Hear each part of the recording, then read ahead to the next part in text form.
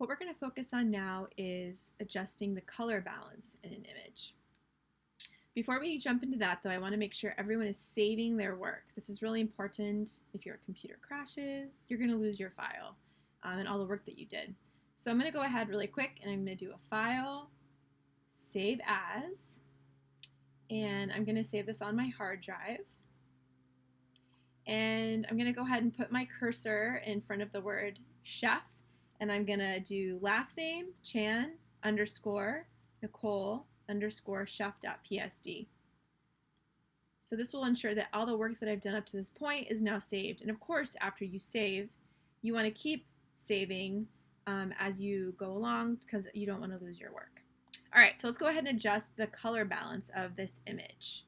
Let's open up the color balance dialog box, and where we're going to find this is under Image, Adjustments, and we're going to find Color Balance.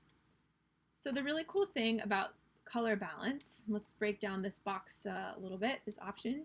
You've got this category called Color Balance and Color Levels, and in here you have control over the cyan, which is blue, red, magenta, green, yellow, and blue qualities and tones in your image. Of course, you got this handy dandy preview box that you can check and uncheck to see as you work the effects that you're having. And then you've got this tone balance option down here. You can change the color balance of the shadows, midtones, which is kind of the middle ground of the picture, which is best for starting, and also the highlights. Go ahead and check midtones. We're just going to work with those first. And go ahead and plug in these numbers just to start getting an idea of the effect that color balance has on your overall picture. So first we're going to go ahead and we're going to take away a little bit of red and add a little cyan. I want you to go to about -15. We can do preview. You can see we've added a little bit more coolness to the image. The next thing we're going to adjust is we're going to add some magenta.